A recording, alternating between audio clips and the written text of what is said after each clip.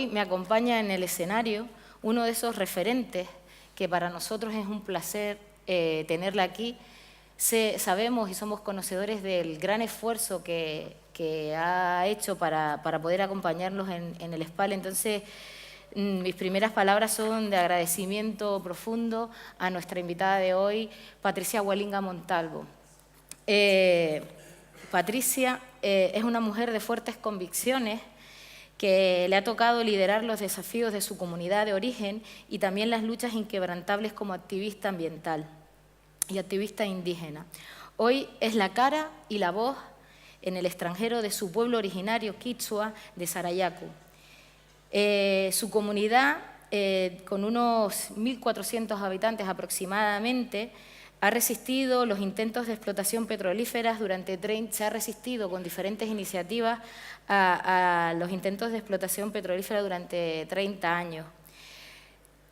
Leí un artículo en que ella decía que la riqueza que dan las explotaciones petrolíferas son momentáneas, materiales y ficticias. Es un modelo además obsoleto que no funciona para defender lo que de verdad importa, que es la madre tierra.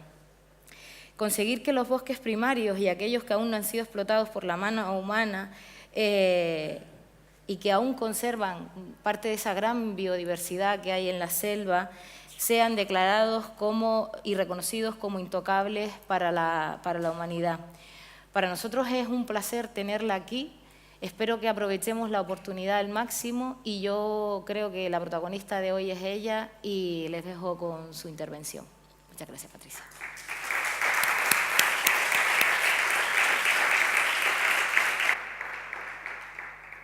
Muchas gracias, Pino. Bueno, primero quisiera presentarles a mi pueblo, que se encuentra, justamente hemos bajado del Google Maps, es un pueblo pequeño en medio del bosque amazónico de 1.400 habitantes. A mi pueblo no hemos permitido que ingresen las carreteras. La forma de acceder al pueblo es en taxis aéreos de 3 pasajeros y de 5 pasajeros y por el río, que puede demorar un día y si tienen suerte y el río está crecido, algunas horas, como 3 o 4 horas. Este pueblo en el Ecuador, en América del Sur, es un pueblo que es conocido por la resistencia, porque a pesar de ser un pueblo pequeño, amazónico, quichua, ha logrado hacerse respetar. Entonces, si yo quisiera primero, después de presentar al pueblo, presentarles un poco en imágenes el pueblo. Vamos a presentar un tráiler de unos pocos minutos para empezar a hablar sobre la lucha contra las petroleras. Nosotros somos el pueblo originario quichua de Sarayaku. Aquí hemos nacido. Esta es nuestra casa. Se ubica en Ecuador, en la región amazónica. Este es nuestro territorio ancestral. Hemos vivido aquí desde tiempos inmemoriales.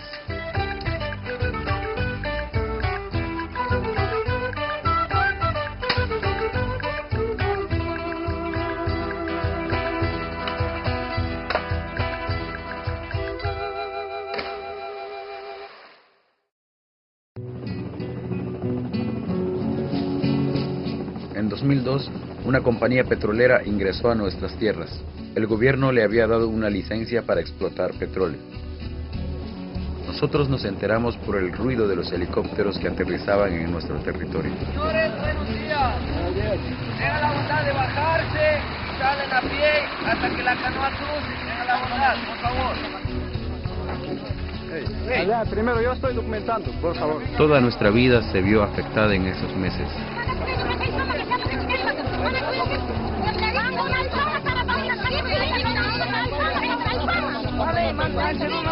No se molestaron en averiguar si este proyecto estaba de acuerdo con nuestras tradiciones y con nuestro modo de vida. Siempre hemos visto en otras comunidades cuando entran abusivamente las empresas, destruyen el hogar, destruyen las comunidades. Nosotros en Sarayaku decidimos que no podíamos dejar que esta injusticia se hiciera realidad. Con nuestras acciones llegamos hasta la Corte Interamericana de Derechos Humanos. Está en Costa Rica. Vamos a mostrar que aquellos pueblos que han llorado, aquellos pueblos que han sido marginados, aquellos pueblos que lo han maltratado, lo han humillado, el pueblo de Sarayaku va a decir basta. ¿Qué va a pasar ahora cuando lleguemos a Costa Rica?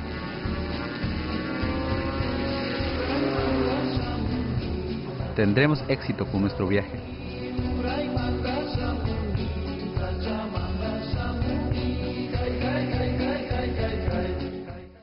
Mi pueblo tiene una lucha de muchos años, una trayectoria de lucha y resistencia, no solamente con las empresas petroleras, sino contra el abuso hacia los pueblos indígenas.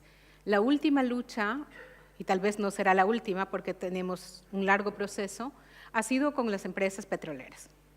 En el año 2002 concesionaron, en 1996 nos enteramos que habían concesionado a una empresa argentina llamada CGC, el denominado bloque 23, porque no nos ubican como pueblos, sino como bloques, que es el primer inicio de las explotaciones petroleras. Y el bloque 23 abarcaba la mayor parte del territorio de mi pueblo Sarayaku, concesionada a empresas petroleras, sin habernos consultado, sin habernos informado, y eso provocó una serie de consecuencias. Primero, una decisión por parte del pueblo durante largos días de debate, donde la presencia de las mujeres y la decisión de las mujeres fue trascendental, que decidieron algo que no había sido hasta ese momento decidido, la no explotación definitiva de las empresas petroleras.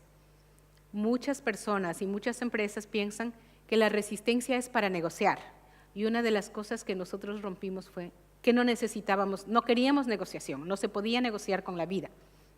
Y una decisión radical que muchas organizaciones se quedaron a la expectativa. Los primeros mensajes que tuvimos fue que era un suicidio colectivo, que no se podía luchar contra las grandes empresas petroleras, que nos iban a mandar el ejército encima, que el gobierno estaría en nuestra contra, y tenían razón, todo eso iba a ocurrir, pero Sarayaku, a pesar de todas aquellas voces de alarma, decidió que tendría que luchar hasta las últimas consecuencias, y si querían matarnos, tendrían que cometer un etnocidio en pleno siglo XX y a la vista de todos.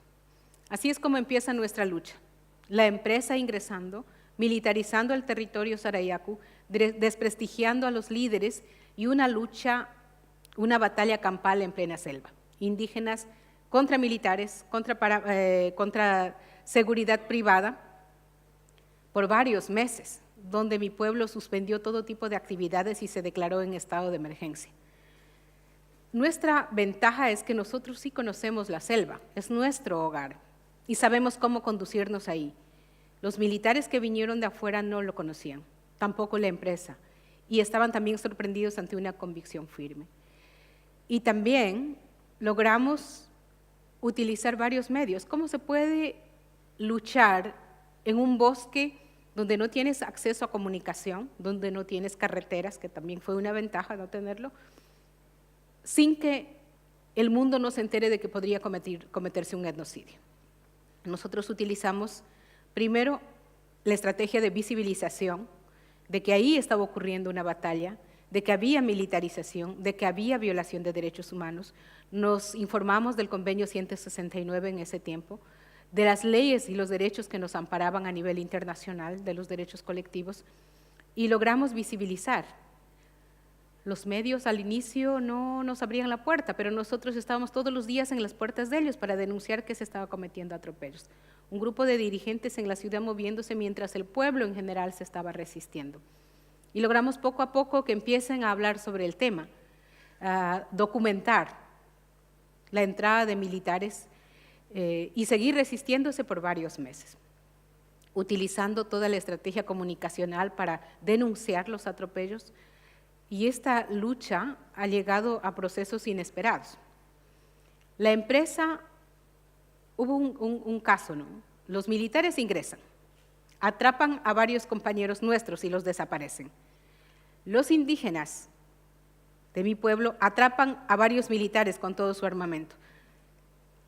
y los militares ya no podían ni volar por el cielo, porque los indígenas habíamos resistido varios meses y sin armamento. Y ahorita lo que había ocurrido es que les decomisaron los armamentos a los militares, entonces tenían miedo. Y en el momento querían recuperar sus armamentos sin que la población general se entere, y pidieron que lleguemos a un acuerdo. Y nosotros dijimos, se van de nuestro territorio y les entregamos sus rifles y todo lo que ustedes quieran, que no quieren que se entere. Aún así, documentamos también eso, sin que ellos se enteraran. Y eso fue, los militares devolvieron a nuestra gente y nosotros les entregamos sus armas, pero la condición fue que se salieran de ahí. La empresa, al verse que no tenía la protección del ejército, se declaró en estado de fuerza mayor, ya no podía estar, los campamentos no se dejaba armar campamentos, los helipuertos no se permitía, las mujeres también estaban delante de ellos, los ancianos cuidaban de los niños, todo el pueblo estaba en un caos total porque unos hacían logística para llevar alimentos a los que estaban en el bosque. Bueno, es una cosa que solo viviendo uno se puede sentir todo lo que puede ocurrir en una situación así. Pero la historia es que el primer paso que dimos fue expulsar a la empresa, expulsar a los militares y a toda la gente extraña que estaba en nuestro territorio. Y el segundo proceso fue los juicios que nos pusieron por ser subversivos, por ladrones, por secuestro, por todo en la ciudad. Y nuestra segunda batalla empieza en la ciudad ante los procesos judiciales, de afrontar estos juicios, de afrontar todas las acusaciones y el desprestigio. Hemos demorado muchísimos años. El gobierno de Ecuador no hacía caso a los llamados de atención. Y cuando ya había demasiados atropellos, nosotros acudimos a la Comisión Interamericana para pedir medidas cautelares. Como había gente herida, la comisión nos otorgó las medidas, pero el gobierno dijo que la Organización de Estados Americanos no tenía por qué ordenar en el país y tampoco escuchaba. Había más heridos, más violencia, y la comisión mandó a la Corte, y la Corte emitió una orden de que se proteja, porque ya estaba todo visible. Habíamos logrado captar a la opinión, a llegar a la opinión pública y captar el interés de los medios. Y ahí se calmó un poco, pero luchamos jurídicamente muchos años. Logramos demostrar que éramos inocentes en el proceso nacional, pero ya se había empezado el proceso internacional. 10 años hemos batallado ante el Sistema Interamericano de Derechos Humanos. En el 2010 fuimos a la audiencia en Costa Rica, preparados para enfrentarnos al Estado de Ecuador, porque pusimos una demanda al Estado de Ecuador por haber permitido violaciones a nuestros derechos. Nuestra defensa se centró en lo que es la consulta libre, previa, informada y el consentimiento. 3 días pasamos en la Corte Interamericana mientras los abogados litigaban y había testigos y peritos. Y en el 2012 la Corte sentenció a favor de Sarayaco. Yo creo que nuestra lucha es muy importante porque ha logrado 2 cosas importantes. Expulsar a una empresa. En nuestro territorio no puede entrar la empresa petrolera, no pueden entrar hasta ahora. Seguir un proceso judicial ante un sistema internacional y demostrar que se cometió violaciones a los derechos humanos de nuestro pueblo. Y ganar el juicio. Aquellas personas que en un principio dudaban de que nuestra lucha era perdida, han recibido con sorpresa de que sí podíamos luchar. Y se han levantado muchos otros pueblos más a luchar. Y hemos utilizado estrategias que no teníamos planificado. O sea, no es que nosotros planificamos, así vamos a hacer la lucha. Toda la estrategia se ha ido desarrollando en el camino. Utilizamos una estrategia de comunicación, logrando visibilizar, tanto así que la visibilización llega hasta acá. Pues seguramente en algún momento se enteraron y decidieron invitar a algún representante de mi pueblo y por eso estoy acá. También hemos logrado de que el ejército ya no puede ingresar. Un día les declaramos institución no grata, entonces el ejército no puede ingresar a nuestro territorio. Y el gobierno ha tratado de que somos Estado dentro de otro Estado y le hemos dicho no, que somos pueblos indígenas y que tienen que respetar nuestro principio de autodeterminación como pueblos. Mi pueblo está organizado con una estructura de gobierno mixta. Es un consejo de gobierno y la toma de decisiones lo hace la Asamblea General del Pueblo. Las máximas decisiones como la no explotación petrolera es la decisión del pueblo. Hay participantes de todas las comunidades y de todos los estratos, como los jóvenes, las mujeres que están ahí debatiendo, y así hemos logrado que nuestro caso sea exitoso y como ejemplo para otros pueblos, que dé cierta esperanza a otros pueblos. Pero ahí no nos quedamos, porque las empresas tampoco se quedan. Nosotros somos el mal ejemplo para las empresas petroleras y para el mismo gobierno.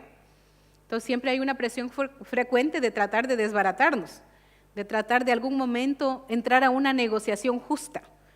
Y la cuestión es que nosotros no queremos negociar, no se puede negociar con la vida, no se puede negociar con la naturaleza, no podemos estar jugando ante un tema, y ellos no entienden de que nuestra decisión es no definitivo. Y por eso hemos dicho, no podemos quedarnos solo ante la resistencia. Tenemos que empezar a hacerles entender cuál es nuestra visión de la vida, qué queremos después de la resistencia. Y ahí es que hemos dicho, llevemos una propuesta que nazca desde los pueblos indígenas. Los gobiernos hacen todas las trabas y arman grandes eventos donde se gasta muchísimo dinero para hablar de cómo hacer el tema de conservación, cuando ahí están los pueblos indígenas resistiéndose y haciendo frente a todo lo que es extractivismo, y no quieren hablar y quieren buscar la fórmula para ver cómo pueden conservar, cómo pueden solucionar, cuando la solución lo estamos teniendo nosotros y lo estamos gritando. Pero claro, los pueblos indígenas no podemos llegar a esos eventos especiales, al menos que armemos toda una estrategia de tratar de llegar a ellos. Y nosotros vimos que había una oportunidad de mensajes en la Convención de las Partes, que están hablando sobre la crisis mundial del cambio climático. Y nosotros dijimos, bueno, vamos a participar y tratar de hacer escuchar nuestra voz. Obviamente es todo un desafío. Donde apuntamos fue a París, que fue hace 2 años en París, en diciembre de hace 2 años, y dijimos, vayamos con símbolos, porque Sarayaku trabaja con símbolos. Necesitamos que nos conozcan los rostros, nuestra cultura, nuestro arte, nuestra forma de vida, de por qué luchamos. Y dijimos, ¿cómo hacemos llegar a París hasta el Sena una canoa con la que nosotros nos movemos frecuentemente? Entonces armamos una canoa justamente para París, para el Sena, el pez colibrí. Y como nunca estamos pensando en que si va a funcionar o no va a funcionar, porque al final va a tener que funcionar, dijimos, queremos llevar una canoa a París. ¿Están hablando en serio? Sí. Y logramos llegar, porque no les voy a contar todo el trámite que nos ha tocado hacer para que la canoa llegue hasta el Sena, y logramos traer el símbolo de nuestro pueblo hasta París y decirles que nosotros estamos planteando una selva viviente, una selva viva, como una categoría nueva, nacida desde los pueblos indígenas, que hablen sobre la vida, sobre cómo pensamos que nos tiene que ser la conservación, sobre cómo combatimos el cambio climático, sobre cómo estamos unidos los pueblos indígenas, aunque hablemos distintos idiomas en el mundo. ¿Cómo debe ser la conservación? No solamente tiene que ser bajo cuestiones científicas, tiene que ser desde la visión de los pueblos indígenas que seguimos manteniendo nuestros bosques primarios, y que eso tiene que ser respetado, porque ya se ha deforestado, ya se ha agredido demasiado a la Pachamama o Madre Tierra, y que nosotros estamos ahí poniendo. Todavía hay selva primaria, todavía hay seres del bosque que están ahí manteniendo, pero que si destruimos todos, en realidad este planeta se convertirá en un caos. Y nuestra propuesta viene aquí. Hemos llevado a París y hemos llevado a Hawái, al Congreso Mundial de la UICN, a decir esto es lo que queremos. Y descubrimos que el Sarayaku no era el único pueblo, que había otros pueblos que pensaban igual, en distintos idiomas, y nos estamos uniendo para proponer una categoría nueva de conservación, que se llama los bosques o los territorios sagrados. Bosques conservados a perpetuidad en el mundo como espacios de vida para el planeta.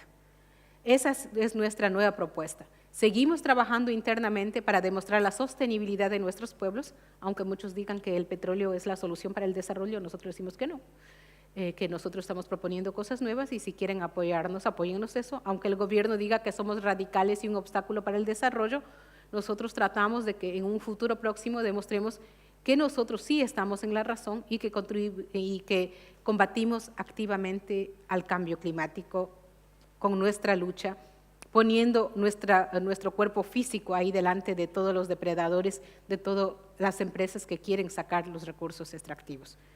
Yo creo que para poder tener éxito en una lucha está la convicción de que sí se puede y no escuchar todos los mensajes de que no se puede y utilizar las mismas estrategias que hay. Aunque han durado muchos años y nosotros estemos un poco más mayores, ya hemos logrado que los jóvenes asimilen y estén orgullosos de que nuestra lucha se puede y que la selva tiene que conservarse. Muchas gracias. Del cielo baja hasta el suelo para fecundar lo inerte. La semilla va en su busca, arqueología celeste. El hueso de la cereza se abre como la carne, agua, flujo, sudor dulce, cadera de diosa madre.